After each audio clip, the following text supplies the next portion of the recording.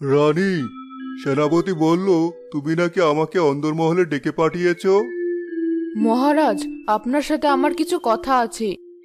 আমি তো চলে এসেছি। এবার আর মুখ ভার না করে থেকে বলো কি বলতে চাও তুমি। মহারাজ, সবার আবদার আপনি পূরণ করেন, এবার আমার আবদার পূরণ আপনাকে করতেই হবে। আপনি পরীকে ডাকুন আর আমাদের সন্তানের ব্যাপারে কথা বলুন। এমন নিঃসন্তান হয়ে আমি আর থাকতে পারবো না। এভাবে বলো না। একে একে 5টা সন্তান হারিয়ে আজ আমরা নিঃসন্তান। এই কষ্ট আমারও যে কম নয়। আজ রাতেই আমি পরীকে ডাকবো। একটি সন্তানের জন্য আমার হৃদয় যে বড় বেকুল হয়ে আছে।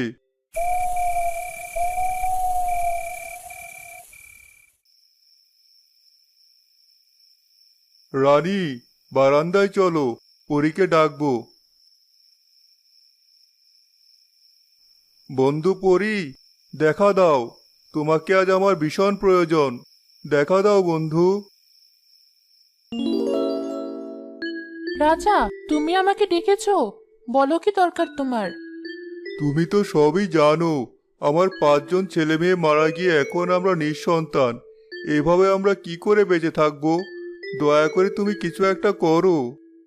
হ্যাঁ পরি, আমার বিশ্বাস তুমি ঠিক একটা উপায় বলতে পারবে। উপায় তো একটা আছে, কিন্তু তোমরা করতে পারবে কিনা সেটাই ভাবছি। কি উপায়? তুমি শুধু বলো। যত কষ্ট হোক, আমরা তা করব। আমাদের সন্তানের জন্য আমরা সব করতে রাজি। দরকার হলে আমি আমার এই রাজ্য ছেড়ে দেব। না না, এমন কিছুই করতে হবে না। শোনো আমার কথা মন দিয়ে। এই নাও এই জাদুর ফুল, এটা পানিতে ভিজিয়ে খেয়ে নিবে।